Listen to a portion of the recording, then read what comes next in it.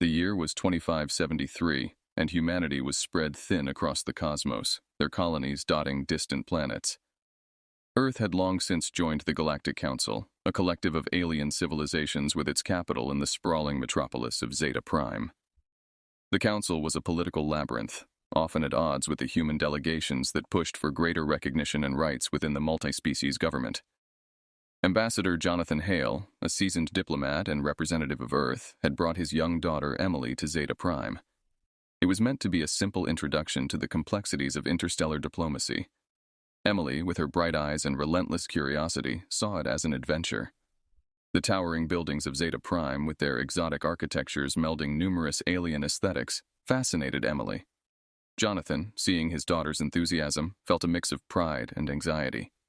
"Stay close," he reminded her gently as they approached the council chambers. "I will, Dad," Emily chirped, clutching his hand. Inside, the chambers buzzed with activity.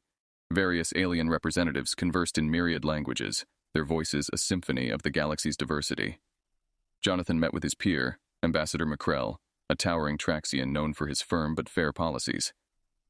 "Jonathan, always a pleasure." McCrell's voice boomed, his translator device smoothly converting his words into English. "Thank you, McCrell. I've brought someone special today," Jonathan said, gesturing to Emily. "A future diplomat, perhaps?" McCrell chuckled, his deep eyes twinkling as he looked down at her. "Maybe," Jonathan smiled. "She's here to learn." Their conversation was suddenly interrupted by a commotion. A group of counselors, part of a radical faction known for their extreme views, stormed through the chamber. Their leader, a fierce Galethan named Vrax, was visibly upset. "This council continues to ignore the outer sectors," Vrax roared, his voice carrying across the hall. "We demand action, not more empty promises." Jonathan pulled Emily closer, sensing the tension escalating. McCrell frowned, stepping forward. "Vrax, this is neither the time nor the place for such disruptions. Let us discuss this calmly, not with threats." Vrax's glare was unyielding. "No more discussions, McCrell. We've been patient enough." As security moved in to calm the situation, a stray energy pulse from one of the guard's disruptors ricocheted across the room. Time seemed to slow for Jonathan as the pulse headed straight towards where he and Emily stood. With no time to react fully, he could only pull Emily close, shielding her with his body. The energy pulse struck, and Emily's small frame went limp in his arms. Jonathan's world shattered in that heartbeat, his screams blending with the chaos that erupted around them. As medical personnel rushed to help, McCrell helped Jonathan lay Emily down gently. Her eyes, once bright and curious, were still. She's gone," Jonathan stammered, his voice broken, tears streaming down his face. McCrell looked on, his expression one of profound sorrow. "Jonathan, I am so deeply sorry." Jonathan turned to Vrax, his grief turning to fury. "Your recklessness has killed my daughter, an innocent child." Vrax looked back, the gravity of the situation dawning on him. Conflict, politics, and power struggles had all come at a terrible price. As the chaos settled and Emily was taken away, Jonathan stood, supported by McCrell. He looked around at the stunned faces, their alien features marked with various expressions of shock and regret. "I came here to foster peace and understanding," Jonathan's voice echoed solemnly through the chamber. "But what peace can be maintained when even a child is not safe in your halls?" The impact of his words hung heavy in the air. The incident, a spark in the powder keg of galactic politics, was set to ignite a conflict that would challenge the very foundations of the Galactic Council. Jonathan, now a father mourning his child, would lead Earth to demand justice, a justice that would be served by awakening an ancient power long hidden among the stars. After the fall of Drakenhold, the Croc's forces were thrown into disarray, their command structure fractured. Jonathan Drake and the Zenith Alliance capitalized on this moment of weakness, launching relentless attacks across multiple fronts to further weaken the enemy. Yet, despite their successes, the Crocs were not a species to surrender easily. They regrouped for one final, desperate assault on the Zenith homeworld, Astro Prime. The Zenith capital braced for the incoming storm. Astro Prime's orbit was fortified with all available defenses, and the ground forces prepared for what could be the final battle. Jonathan and his trusted lieutenant, Mark Simmons, strategized day and night, knowing the importance of every decision made. As the Croc's fleet approached, a tense calm settled over Astro Prime. Jonathan addressed his troops, human and Zenith alike, his voice resolute and inspiring. This is it, the battle that decides our fate. We stand not just for Astro Prime, but for all free beings in the galaxy. We stand united, and we will prevail. The battle commenced with the Crocs unleashing their full might. Their fleet, though diminished, was still formidable, barraging Astro Prime with devastating firepower. Jonathan coordinated the defense from the command center, directing the Zenith fleet's maneuvers and deploying intercept squads at critical junctures. The skies above Astro Prime lit up with the fires of battle, a chaotic ballet of explosions, laser fire, and the daring maneuvers of pilot heroes. On the ground, Croc's ground forces landed and engaged Zenith troops in fierce combat. The sounds of war echoed through the city streets, a grim symphony of survival. Mark led a rapid response team on the ground, moving quickly to reinforce positions that were in danger of being overrun. His leadership and bravery in the face of overwhelming odds rallied the Zenith troops, who fought with renewed vigor beside their human allies. Meanwhile, in space, Jonathan executed a risky maneuver that turned the tide. He feigned a retreat, drawing the Croc's fleet into a narrow passage between Astro Prime and its moons, where previously hidden Zenith minefields awaited. As he gave the signal, the mines detonated in a massive explosion, crippling much of the Croc's fleet. With the Croc's fleet in disarray, the Zenith forces pressed their advantage. From the command center, Jonathan ordered all ships to converge on the enemy, delivering a crushing blow. The Crocs, realizing their defeat was imminent, began to scatter, their fleet breaking apart under the relentless Zenith assault. On the ground, the news of the fleet's victory energized the troops. Mark, leading from the front, pushed forward, driving the remaining Croc's forces back. The battle for Astro Prime turned decisively in favor of the Zenith Alliance. As the last of the Croc's forces were defeated, a cheer erupted from the Zenith troops, echoing across the planet. The battle for Astro Prime was over, and with it, the war itself. In the aftermath, Jonathan stood before a gathering of troops and leaders from across the Zenith Alliance, his expression one of solemn pride. Today, we have secured not just a victory, but our future. Together we have faced the darkness, and together we have prevailed. General Kale, standing beside Jonathan, spoke with equal conviction. Captain Drake, your leadership and the bravery of your team have shown us all the strength of unity and the power of innovation. We are forever in your debt. As the celebrations began, Jonathan and Mark shared a quiet moment away from the crowd. We did it, Mark, Jonathan said, a slight smile breaking through his exhaustion. We did it. Mark nodded, clapping Jonathan on the shoulder. We sure did, but I have a feeling our work here isn't done yet. There's a whole galaxy out there that might need our help. Jonathan looked out over the city, its buildings now lit with the colors of victory. Wherever they need us, we'll be ready. But first, let's enjoy this victory. We've earned it. As the stars shone brightly above, the war was over, but for Jonathan Drake and his team, the journey was just beginning. They had not only saved Astro Prime, but also ensured that humanity would be a respected and integral part of the galactic community for generations to come. Deep within the asteroid belt between Mars and Jupiter, a hidden array of colossal starships, known as the Ancient Fleet, lay dormant. These vessels, remnants of Earth's forgotten wars, had been secretly maintained and upgraded with cutting-edge technology, waiting for a day they might be needed once more.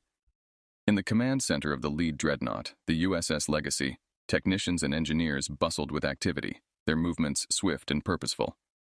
Admiral Marcus Reynolds, a veteran of space warfare and the appointed commander of the Ancient Fleet, oversaw the activation with a steely gaze. "Report," Marcus commanded, his voice echoing slightly in the vast, metal-clad command room. Lieutenant Harlan, his chief engineer, turned from a console array, his face illuminated by the soft blue light of the screens. "Admiral, all systems are coming online. Propulsion, weapons, life support, all operational within optimal parameters." Marcus nodded, his mind on the task ahead. "Communications? We've established secure channels to all vessels in the fleet and back to Earth Defense Command," replied Commander Jensen, the communications officer. "Good. Begin the wake-up protocol for all crew members. We have little time to spare," Marcus ordered, turning to view the main holoscreen, which displayed the massive fleet slowly stirring to life. As the crew members awoke from their induced stasis, the atmosphere aboard the fleet buzzed with a mix of confusion and urgency. Marcus decided it was time to address them. He activated the fleet-wide intercom, his voice resonant and commanding. This is Admiral Marcus Reynolds. As you are aware, we have been activated under orders of the Earth Defense Ministry. We face a grave situation, a direct assault on one of our own by members of the Galactic Council. Our mission is to secure justice for the wrongful death of a young Earth citizen and demonstrate our capability to defend our people and our interests. The crew listened, their morale boosted by Marcus's strong leadership and clear objectives. They knew the stakes were high, and the mission was unlike any other they had prepared for. Back on Earth, Jonathan Hale watched the departure of the ancient fleet from a secure military facility, his heart a mix of vengeance and sorrow. General Walker stood beside him, offering silent solidarity. "Marcus is the best we have. He'll see this through," General Walker assured Jonathan, noticing the mix of emotions on his friend's face. Jonathan only nodded, his gaze fixed on the screen showing the USS Legacy leading the fleet out of the asteroid belt. "It's not just about retaliation, Adam. It's about making sure no one ever thinks they can do this to us again. Not at this cost." As the fleet set a course toward the outer rim of Council-controlled space, Marcus held a final briefing with his senior officers. "Our first target will be the Council's outermost defense station at Delarian. It's heavily fortified, but I believe in the capabilities of this fleet and in each of you." The officers nodded, understanding the complexity of the assault. "We will use the element of surprise to our advantage," Marcus continued. "Stealth ships will lead, disabling their sensors and communications. Then, we strike with full force." Commander Zara Vance, the tactical officer, spoke up. "The station's schematics show a weak point in their southern quadrant. A precise strike there could cripple their defenses long enough for our forces to secure the station." "Excellent, Commander. Prepare your teams. We strike at 0600 hours. Let's show the Council the might of humanity. For Earth, for justice," Marcus concluded, his words firm and resolute. As the fleet moved silently through space, the men and women aboard prepared for the battle ahead, their resolve as unyielding as the ships they manned. The ancient fleet, a symbol of Earth's hidden power, was awake and ready to confront the stars. The silence of space near the Delarian station was suddenly pierced by the arrival of the ancient fleet. The fleet's flagship, the USS Legacy, along with its stealth ships, made their approach under the cloak of advanced stealth technology. As they neared the outer defenses of the station, a tense atmosphere settled over the crew, every member acutely aware of the mission's critical importance. Admiral Marcus Reynolds stood on the bridge of the USS Legacy, his eyes fixed on the tactical displays. Beside him, Commander Zara Vance monitored the stealth ship's progress as they maneuvered into position. "Stealth units report they are in position and ready to deploy EMP charges," Zara announced, her voice steady despite the underlying tension. "Proceed with the operation. Let's take them by surprise," Marcus ordered. The stealth ships executed their orders flawlessly, releasing a series of synchronized EMP pulses that blanketed the station. Within moments, Delarian's sensor arrays and external communications were disrupted, effectively blinding and isolating the station. With the station's defenses compromised, Marcus seized the moment for a decisive blow. "All units, this is Admiral Reynolds. Begin the assault. Target all primary defense systems." The USS Legacy and its accompanying dreadnoughts unleashed a barrage of laser fire and missiles, targeting key infrastructure points on the station. Explosions lit up the dark expanse of space as the station's outer defenses took direct hits. Inside the station's control center, chaos erupted among the alien crew members. Without their sensors, they were slow to respond, unable to fully assess the source or scale of the attack. Meanwhile, Marcus coordinated the fleet's movements from the USS Legacy. "Deploy the Marine units. I want that station under our control." Shuttle bays opened, releasing swarms of Marine transports that darted toward the damaged station. Armed with high-tech weaponry and combat exosuits, the Earth Marines swiftly entered the station, engaging in intense close-quarters combat. Back on Earth, Jonathan Hale watched the live feed of the operation from the military command center, gripping the edges of the console before him.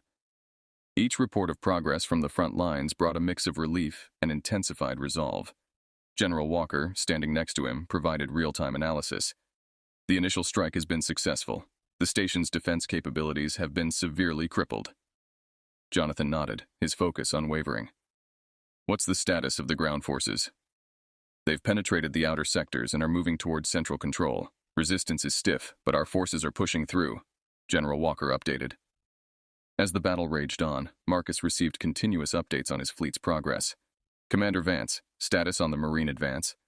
We have secured sectors 1 through 4, heavy resistance in Sector 5, but Captain Ramirez and his team are making headway, Zara replied, her eyes scanning the incoming data. Keep the pressure on. Every minute we hold the station increases our advantage, Marcus instructed, aware that the longer they maintained control, the more likely the Council would have to negotiate on Earth's terms. After hours of intense fighting, the station's command center was finally breached. The Earth forces, led by Captain Ramirez, secured the area, capturing key Council military personnel. Marcus allowed himself a brief moment of satisfaction as he reported back to Earth. Madam President, Delarian is under our control. We're ready to move on to the next objective. President Chen's voice came through clearly, a mix of relief and determination evident. Well done, Admiral. This is a significant victory for Earth. Prepare for the next phase. We must maintain momentum. As the ancient fleet regrouped and prepared for their next move, the message was clear. Earth was no longer on the defensive. They were now a formidable force in galactic politics, ready to fight for their place and their people. The success at Delarian had sent ripples through the Galactic Council, shaking the confidence of many member species.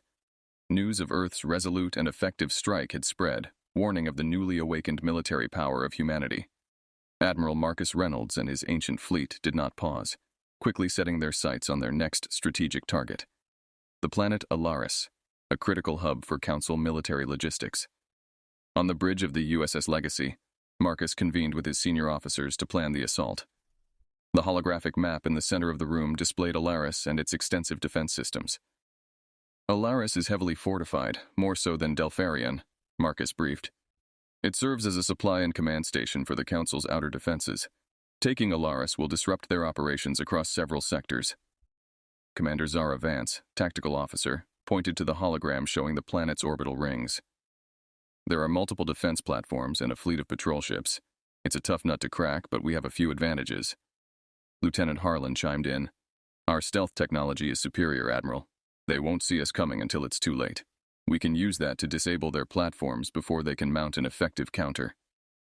Marcus nodded in agreement. We'll use a similar approach to Delarian then. Stealth units will disable the platforms. Once their eyes are out, we strike hard and fast with everything we have. The fleet moved into position, cloaked in the shadow of a nearby moon. As night fell on Alaris, the darkness was pierced by the silent flicker of the stealth ships advancing towards their targets. Back on Earth, Jonathan Hale monitored the operation from the command center, his heart racing with every update. The stakes were higher now. Alaris was crucial to the Council's military network, and its fall would be a significant blow. The stealth ships executed their mission flawlessly, deploying EMP charges that knocked out the defense platforms. With the platforms disabled, the main fleet surged forward. Marcus gave the order, and the space around Alaris erupted in a blaze of blaster fire and missile explosions. The Council's response was frantic, but disjointed. Their patrol fleet, caught off guard, scrambled to retaliate but found themselves outmatched by the ancient fleet's firepower and tactics. On the ground, Earth's Marines led by Captain Ramirez landed under heavy cover fire, engaging Council troops in fierce ground combat. The battle was brutal, with intense firefights breaking out in the forests and plains of Alaris. As the ground forces pushed towards the main command center, Admiral Reynolds directed the space battle, keeping the Council's reinforcements at bay. Keep pressing them, he ordered. We need to give our ground forces as much time as we can. Hours into the conflict, the tide turned decisively in Earth's favor. Captain Ramirez's troops captured the command center, securing critical intelligence on Council operations. Admiral Marcus Reynolds, seeing the victory within grasp, issued the final commands to secure the planet. All units, consolidate gains and fortify positions. We expect counterattacks, but Alaris is ours. When the battle subsided, the USS Legacy loomed over Alaris, now under Earth's control. Marcus addressed his crew, his voice resonant through the ship's intercom.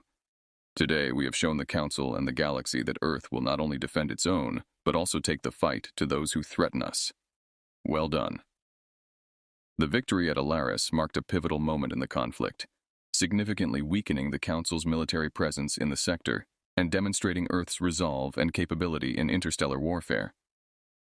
As news of the victory reached Earth, it was met with widespread celebration and a renewed sense of purpose, knowing that their fleet could indeed protect them and challenge the galactic status quo. Following the resounding victory at Alaris, morale among Earth's forces soared. but Admiral Marcus Reynolds knew the hardest part of the war still lay ahead. The Galactic Council, now aware of Earth's capabilities and resolve, would tighten defenses around their core worlds, making any direct assault exceedingly perilous. In the strategic planning room aboard the USS Legacy, Marcus convened with his senior officers to discuss the next phase of their campaign. "We've struck hard and fast, gaining significant ground," he began, his voice steady, reflecting both the gravity and confidence of their situation. "But if we're to end this conflict on favorable terms, we need more than firepower. We need intelligence." Commander Zara Vance nodded in agreement. "Our next target should be the Council's capital. It's their power center, but it's a fortress. Before we can think about taking it, we need to know exactly what we're up against. That's why I propose we send a covert team to infiltrate the capital.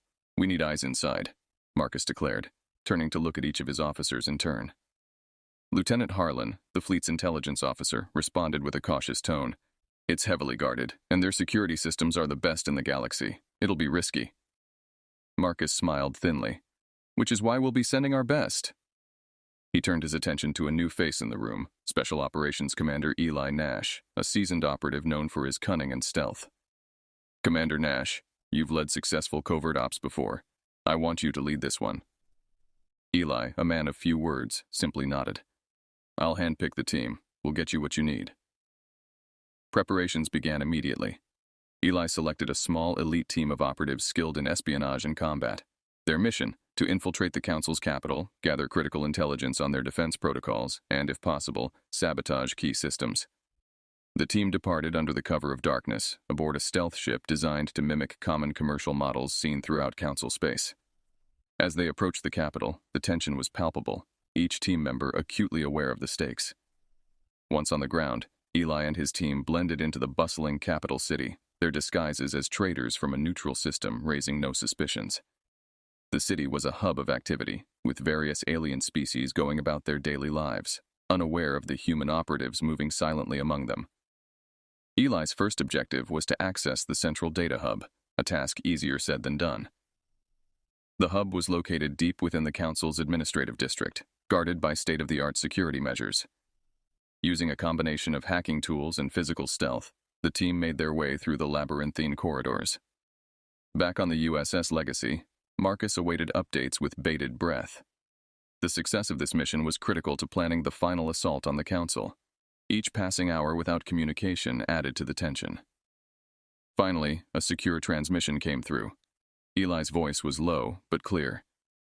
"Admiral, we're in. We've accessed the data hub and are downloading everything now. We've also planted charges to disrupt their power grid on your go." Marcus's response was immediate and decisive. "Execute the disruption and exfil as planned. Great work, Nash." The sabotage went off without a hitch, plunging key parts of the capital into darkness and chaos. Eli and his team used the confusion to cover their escape, leaving behind a city grappling with sudden disorder. Once safely back aboard their ship, the team headed for the rendezvous with the USS Legacy. Eli handed Marcus a data chip containing a trove of valuable intelligence. "Good work, Commander. This information will give us the edge we need," Marcus said, clasping Eli's shoulder in gratitude. With the critical data in hand, Marcus now had a clearer picture of the Council's defenses and vulnerabilities. It was time to plan the final strike, one that would hopefully bring the conflict to a swift and victorious conclusion for Earth. With the critical intelligence gathered from the infiltration of the Council's capital, Admiral Marcus Reynolds was now prepared to orchestrate the final assault on the heart of the Galactic Council's power. The data retrieved by Commander Eli Nash's team had revealed several strategic vulnerabilities in the Council's defenses, giving the ancient fleet a crucial advantage. Aboard the USS Legacy, in the dim light of the war room, Marcus and his senior officers pored over the holographic displays of the capital's layout. The atmosphere was tense, charged with the anticipation of what was to come. "Thanks to Commander Nash's efforts, we've identified weak points in their orbital platforms and ground defenses," Marcus began, pointing to the marked areas on the hologram. "We have a narrow window to strike before they can fortify these vulnerabilities further." Commander Zara Vance, her eyes scanning the tactical displays, added, "Our approach will need to be multi-phase, space engagement followed by a ground assault. We'll need to coordinate our attacks precisely to overwhelm their defenses." "Exactly," Marcus confirmed. "We'll launch a feint attack here," he indicated a strongly fortified sector, "to draw their fleet out of position. Meanwhile, our main forces will strike directly at these weak points. Timing will be everything. The fleet moved into position, hidden by the shadow of a nearby moon. As the USS Legacy and its companion vessels powered up their weapon systems, Marcus issued the command to begin the operation. The first phase went as planned. A diversionary fleet made a blatant, aggressive maneuver towards one of the Council's stronger defensive lines. As expected, the Council's forces scrambled to respond, pulling their ships away from the more critical areas, leaving them exposed. Simultaneously, the main part of the ancient fleet launched a full-scale assault. Space around the capital erupted in chaos as Earth's ships unleashed a torrent of fire on the orbital platforms, exploiting the vulnerabilities highlighted by Eli's team. On the ground, Earth's Marines, led by Captain Ramirez, began their descent in dropships, weaving through debris and anti-air fire. The ground assault targeted key infrastructure points, aiming to disable the planetary defenses and secure landing zones for further troop deployments. Marcus watched the progress from the bridge of the USS Legacy, his expression grim yet focused. Every report from his officers, every burst of static from the comms, added to the high-stakes tension that filled the bridge. As the space battle turned in favor of Earth, the ground forces made significant headway.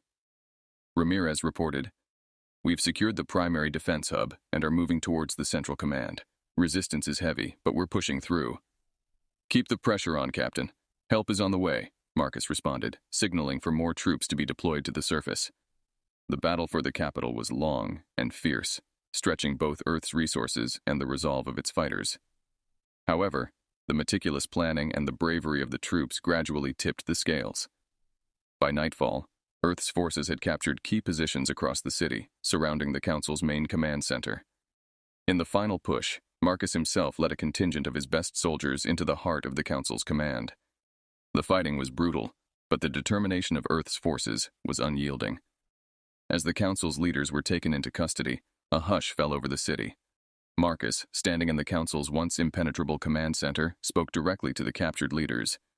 "This battle could have been avoided. You chose to ignore our pleas and our rights. Today, your failure to respect those rights has cost you everything." The fall of the capital marked a decisive victory for Earth. As news of the victory spread across human territories, celebrations erupted, not only for the triumph, but for the hope of a new era of respect and security for humanity among the stars. Marcus's leadership and the courage of countless soldiers had not only avenged Emily's death, but had also reshaped the political landscape of the galaxy.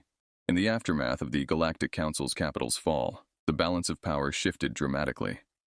Admiral Marcus Reynolds, now overseeing the transition from wartime command to peace negotiations, stood at the forefront of a new era. The captured council leaders, once proud and dismissive of Earth's capabilities, now faced the reality of their defeat and the serious implications it held for the future of intergalactic relations. On Earth, Jonathan Hale watched the live broadcast of the council's leaders being led to the negotiation table. Surrounded by supporters and other bereaved families, Jonathan felt a complex mixture of satisfaction and sorrow. The victory was bittersweet, bought with too many lives, including that of his beloved daughter, Emily. President Laura Chen and a delegation of Earth's top diplomats, including Jonathan, arrived at the capital to begin the peace talks. The council chamber, once a place of vibrant discourse and sometimes heated debate, now bore the solemnity of a much-changed reality. Jonathan, no longer just a grieving father, but a symbol of Earth's resilience and quest for justice, was asked to speak at the opening of the negotiations. His words would set the tone for the difficult discussions ahead. Standing before the assembled leaders, both human and alien, Jonathan's voice resonated with a firm resolve. "We come here not as conquerors, but as advocates for justice and security. The loss of innocent lives, including my daughter's, must never be in vain or forgotten. This tragic conflict was a result of oversight and a lack of mutual respect. Today, we must lay the groundwork for a new chapter where such oversights no longer occur." The alien leaders listened, their expressions a mix of resignation and cautious hope. Vrax, the Goliathan leader whose actions had indirectly led to the conflict, now showed a depth of regret in his eyes. Speaking after Jonathan, Vrax addressed the chamber. "The lessons of this war will not be disregarded. We, the members of the Council, owe a great debt to Earth and must work to rebuild trust and cooperation." Negotiations continued for weeks, with Earth asserting its newfound position of strength, to secure better protection and representation for humans throughout the galaxy. Under Marcus's watchful eye, military forces remained alert, but gradually shifted from combat readiness to peacekeeping roles. The final agreement laid out terms for an expanded role for Earth within the Council, including oversight of joint security initiatives and a permanent seat on a newly established Peace and Security Committee. It was a monumental victory for Earth's diplomacy and a testament to its risen status among the stars. As the agreement was signed, Jonathan felt a sense of closure. He visited the memorial that had been erected in the capital for those lost in the war, including Emily. Touching the cold stone, he whispered a promise to his daughter. Your memory will live on, not just in what we've ended, but in what we've begun. Back on Earth, celebrations erupted. Humanity had not only defended its honor, but it also emerged as a key player on the galactic stage. Admiral Marcus Reynolds, hailed as a hero, chose to retire, believing his duty was fulfilled with the war's end and the secured peace. The story concludes with Jonathan returning to his home, looking up at the stars. The galaxy was vast, filled with both wonder and danger, but now there was a path forward, a path of mutual respect and vigilance, ensuring that no child, human or alien, would ever again be a casualty of unchecked ambition. The ancient fleet, once Earth's hidden sword, now served as a beacon of its commitment to peace and justice, ready to defend but also to aid in building a better future for all civilizations under the stars.